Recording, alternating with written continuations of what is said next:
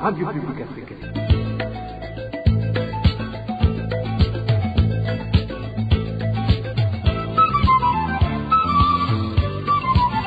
Radio Publique Africaine.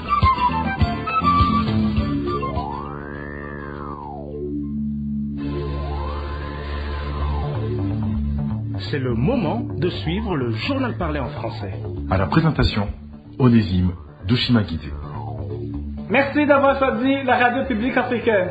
Bienvenue à ce rendez-vous d'actualité de ce samedi 21 août 2021. Au sommaire, les mesures barrières contre la Covid-19 continuent à être piétinées au grand jour au Burundi et surtout par les hautes autorités du pays. Le non-respect de ces mesures inquiète donc la population burundaise, surtout les habitants de la ville de Ruyigi, où l'hôpital Rema est complètement débordé par les malades de cette pandémie. À la une également, un incendie s'est produit à la prison centrale de Gitega ce samedi matin. Il n'y a pas eu de dégâts humains, mais l'incendie a consumé tout l'équipement du hangar numéro 3 de la dite prison. Un léger pourrait être enregistré dans le secteur de l'économie lorsque le nombre de communes et provinces serait réduit. Analyse faite par le président de la PARSEM. Vous allez l'entendre dans cette édition. Les détails dans quelques secondes.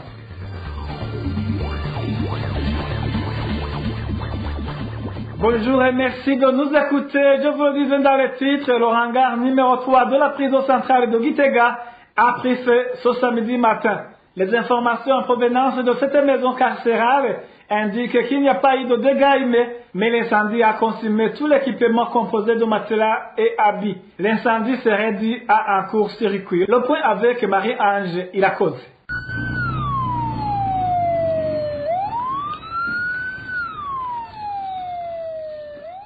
Il s'agit d'un incendie qui a ravagé une partie de la prison de Gitega ce samedi matin vers 8 heures. Selon nos sources, le hangar numéro 3, qui abrite à peu près 200 détenus, a pris feu en premier lieu.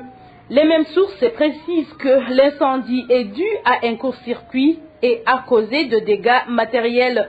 Les lits et matelas, les habits et divers objets des détenus ont été complètement calcinés. Des camions extincteurs sont intervenus 30 minutes plus tard et n'ont pu rien sauver dans le hangar numéro 3. Comme il n'y a pas d'accès automobile, les sapeurs-pompiers ont réussi à éteindre le feu uniquement dans les hangars 4 et 12, communément appelés Kabirori, qui venaient d'être atteints par le feu qui a duré toute une heure. Pendant que les sapeurs-pompiers tentaient de maîtriser le feu, plusieurs policiers étaient positionnés aux alentours de cet établissement pénitentiaire pour surveiller qu'aucun détenu ne s'évade. À titre de rappel, un tel incendie s'était produit jeudi dans la même ville de Gitega.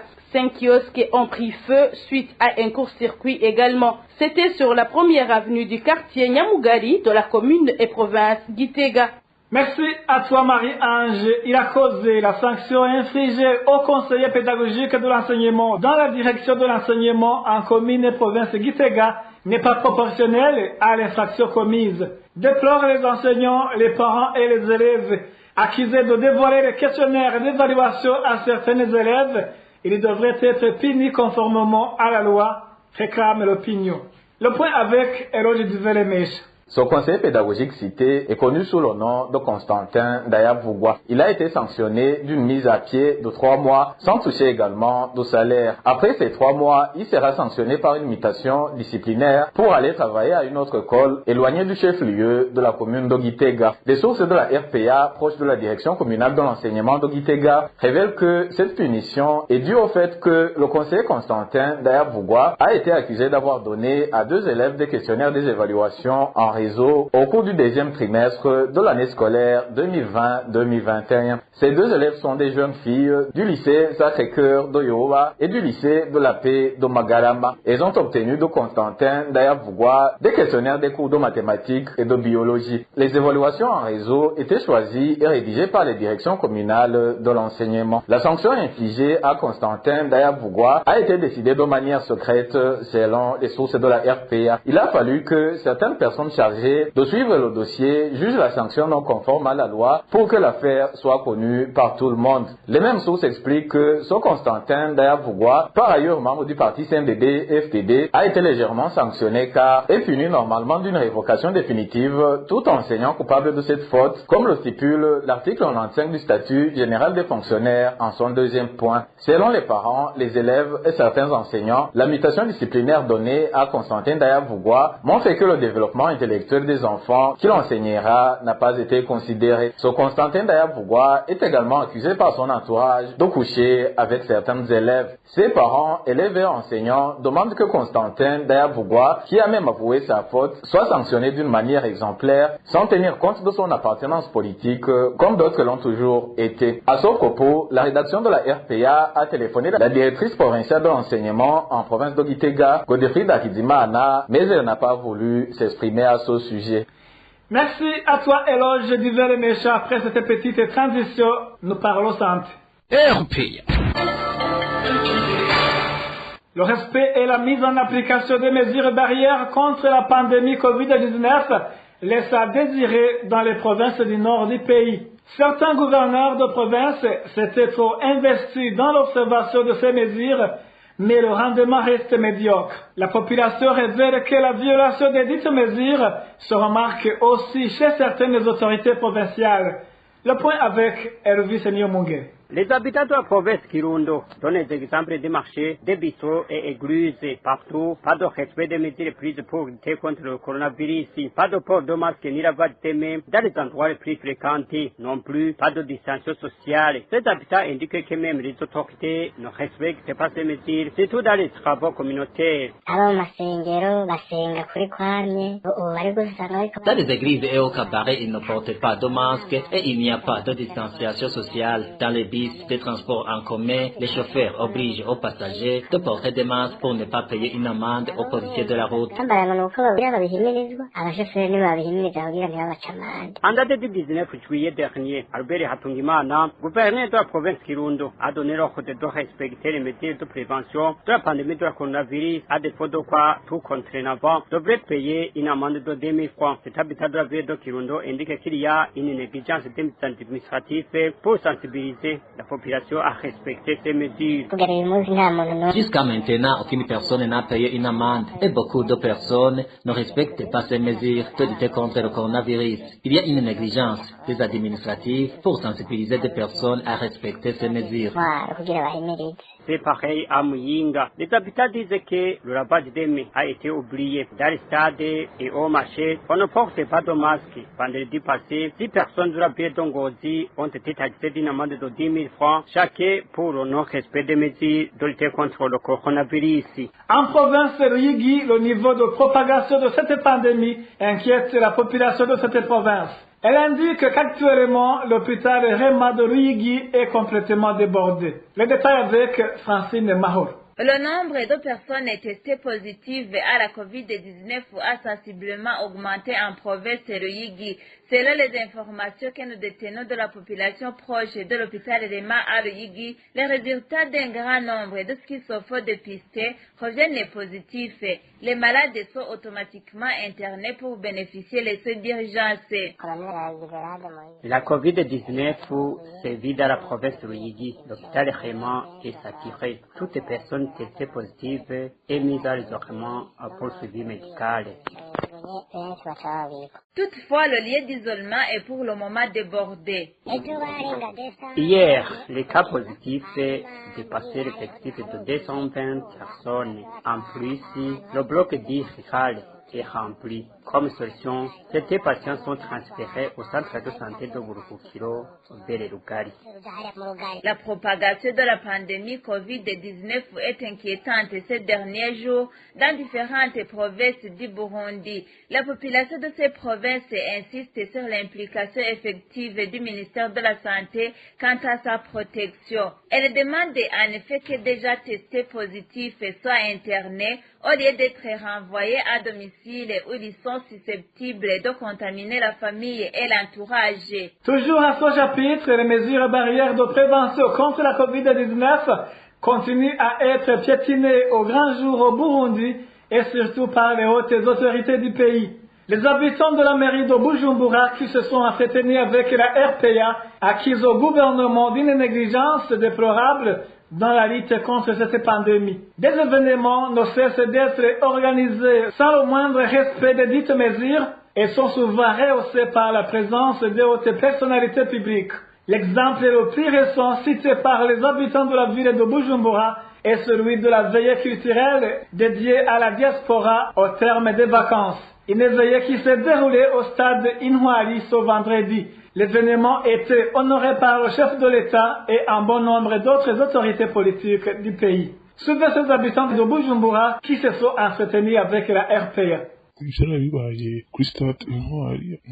Nous n'avons vraiment pas été contents de l'événement qui s'est déroulé hier au stade Inouari. Cet événement a réuni une grande foule de personnes ainsi que les différentes autorités, y compris le président de la République. Les gens ont bu et ont même dansé. Cela nous a fort étonnés puisque le ministre de l'Intérieur avait récemment interdit l'organisation de ce genre d'événements dans la ville de Bujumbura dans le cadre de freiner la propagation de la COVID-19 et ceux qui étaient programmés avaient également été suspendus. Nous avons donc été abasourdis du fait que ce concert a eu lieu avec la participation de tant de personnalités politiques. Nous ne savons pas s'il y aurait une catégorie épargnée par cette pandémie ou si cela dépend des personnes qui organisent l'événement. De ma part, je trouve que le gouvernement devrait prendre le devant dans la lutte contre la COVID-19. Il devrait prendre des mesures applicables à tous, sans distinction aucune, surtout que nous voyons de jour au jour de nouveaux cas positifs.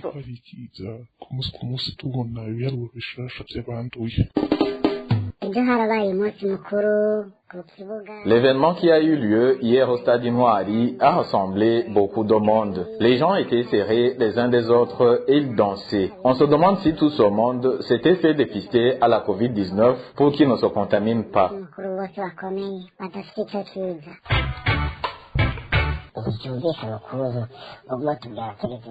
C'est vraiment incompréhensible. Les autorités ne cessent d'appeler la population à se protéger contre la COVID-19. Pourtant, pendant les week-ends, elles organisent toujours des festivités qui rassemblent plusieurs personnes.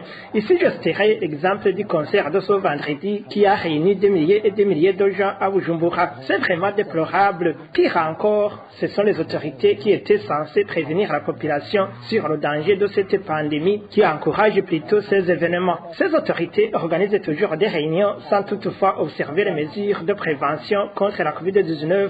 Vaut mieux qu'elles avouent haut et fort qu'elles ont abandonné la lutte contre la COVID-19 et qu'elles ont laissé la population à la merci de cette pandémie. Elles devraient arrêter de tromper l'opinion internationale alors qu'elles sont les premières responsables de la propagation de ce virus.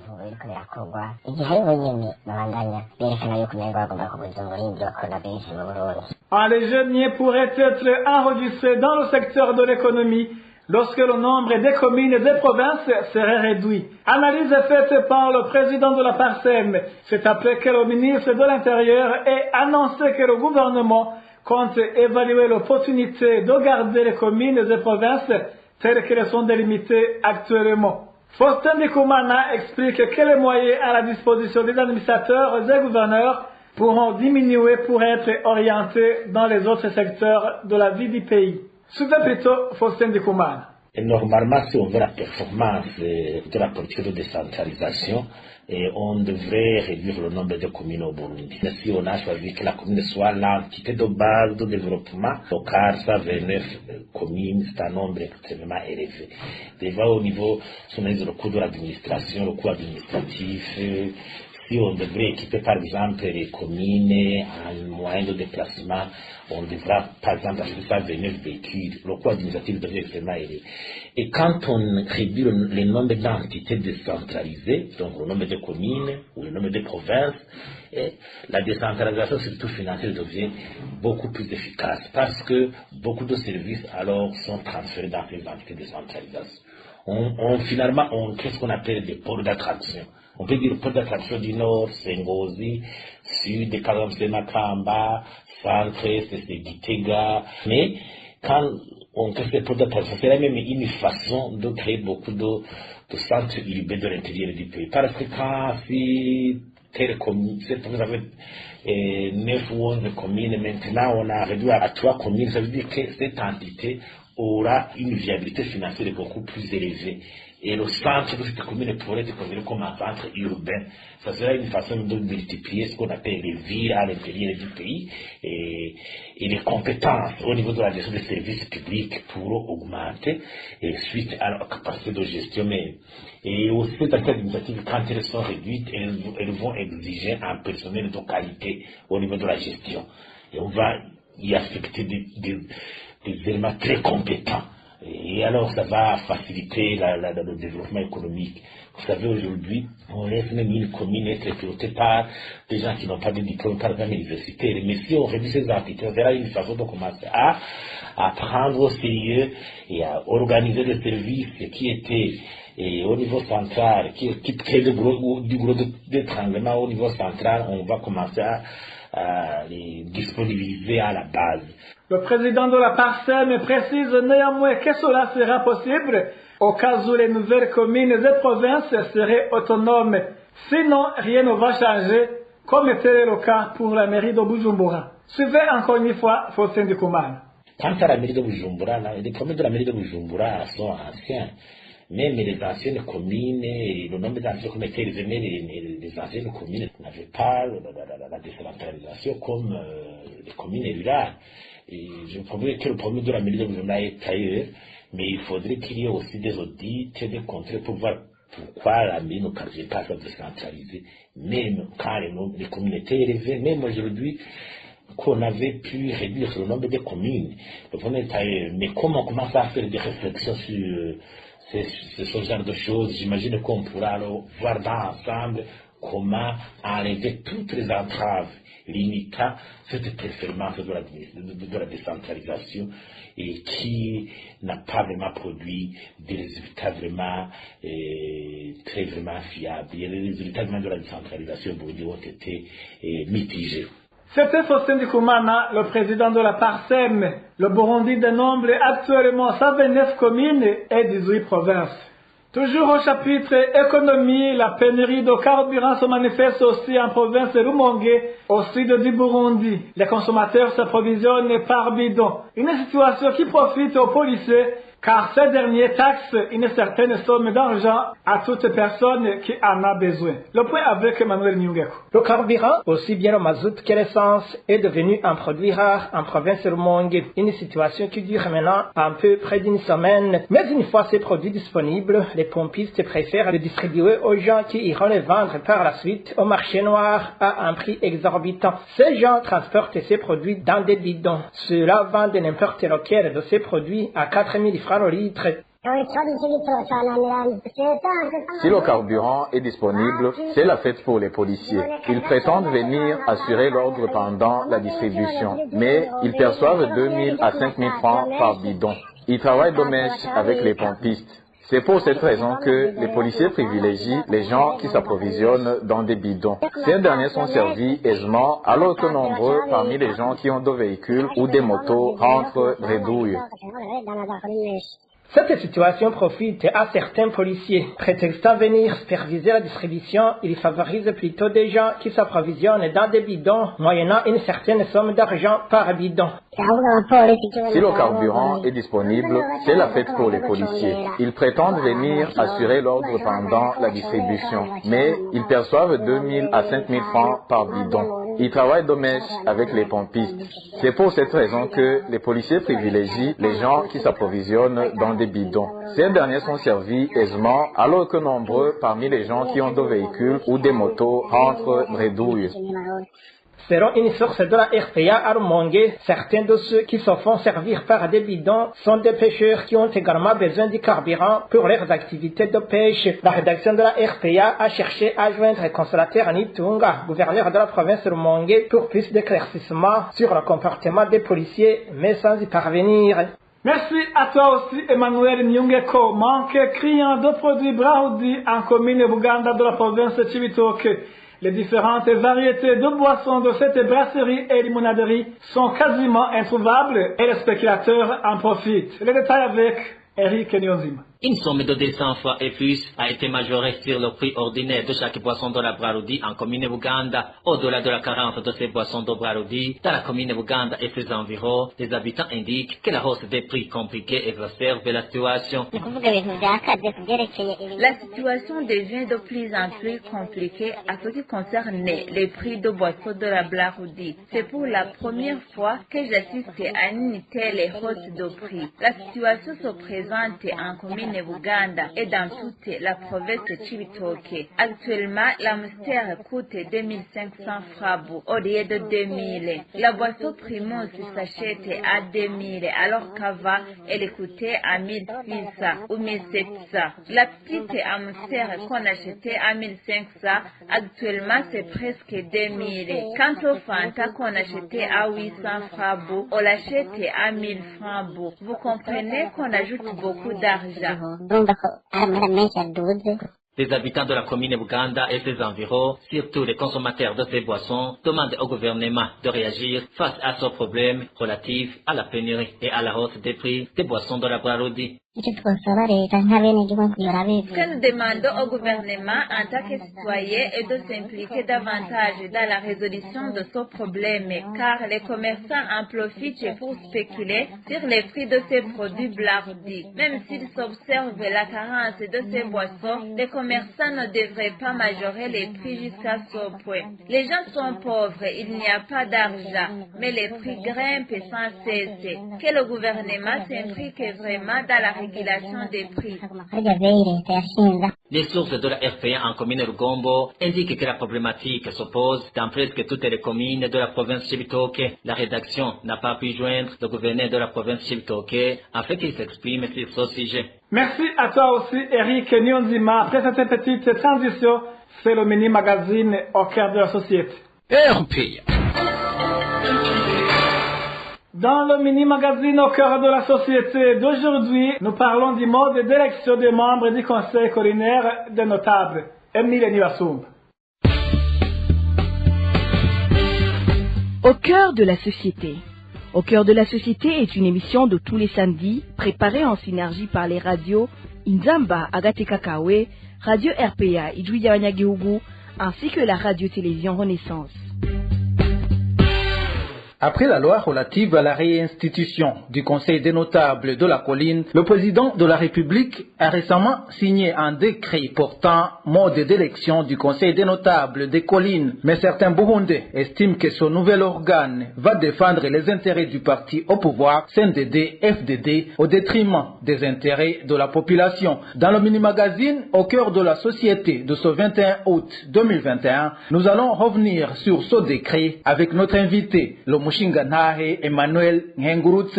À la présentation, c'est Emile Niwasumba. Bienvenue.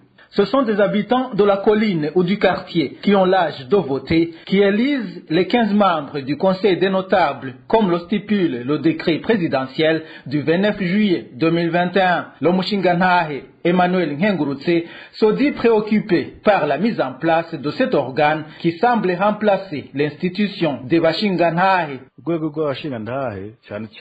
L'institution des Bashingantahe, spécialement le Conseil des notables, était aujourd'hui considérée comme neutre. Elle inspirait confiance aux Burundais. Les Bashingantahe utilisent la vérité avec l'intention d'assainir la justice et la cohabitation des Burundais. Ces changements qu'apporte le gouvernement devraient montrer clairement la problématique qu'il vient résoudre. Les réponses se trouvent-ils dans la révision de l'institution des Bashingantahe? Qu'est-ce que les Burundais peuvent attendre de cette nouvelle loi? Les Bashingantahe auraient été au moins consultés pour contribuer dans ce projet. Qu'en est-il de la population burundaise? L'article 3 de ce décret présidentiel précise que les candidats doivent être âgés d'au moins 35 ans et de nationalité burundaise. Ils doivent avoir le sens de la vérité et de la justice, le sens de neutralité et d'impartialité, le sens du bien communautaire et d'abandon du gain personnel. Le Mushingantahe Emmanuel Nhengurutse se demande pourquoi les représentants des partis politiques ne sont pas exclus. Le Conseil des notables de la colline est placé au centre du Burundi en ce qui est de la justice et la bonne cohabitation, surtout à l'intérieur du pays. Si le gouvernement s'ingère dans l'organisation, cela vise la politisation du Conseil. Sa politique de discrimination déjà instaurée dans la société burundaise, c'est ce que moi je crois. Se basant sur les profils de ceux qui vont se présenter dans ces élections, ils n'interdisent même pas ceux qui sont dans les organes dirigeants des partis politiques à se représenter. Ce sera une occasion d'intégrer le CNDD-FDD dans la continuité de la parodie judiciaire. C'est ma crainte. Au départ, le gouvernement avait annoncé sa volonté de relever le Conseil des notables de la colline. Est-ce que les élus seront considérés comme les fonctionnaires de l'État? Si c'est le cas, n'est-ce pas qu'ils seront dictés les décisions à prendre comme on le voit dans la magistrature?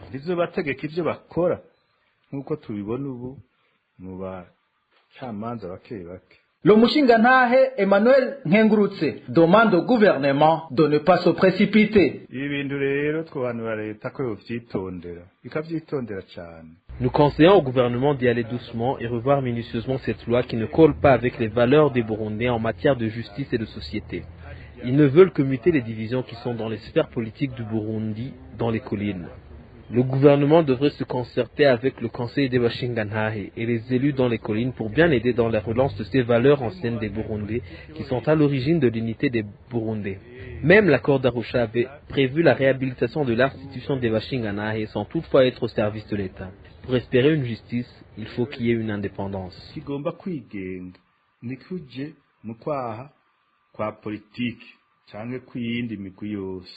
Le Conseil des notables de la colline a une mission générale de conciliation des parties en litige. Ces notables n'ont pas de salaire, mais bénéficient d'un encouragement, selon la loi du 23 janvier. Voilà, c'est par ici que nous mettons un point final au mini-magazine au cœur de la société de ce 21 août 2021. À la présentation, c'était Émile Nibasumba. Au revoir. C'était l'émission Au cœur de la société. Merci à toi aussi, Émile Nibasumba. Merci, mesdames et messieurs, de nous avoir prêté oreille attentive. Ainsi s'achève cette édition. À la présentation, c'était Onésime Douchimagizé. Je vous souhaite de passer un beau week-end.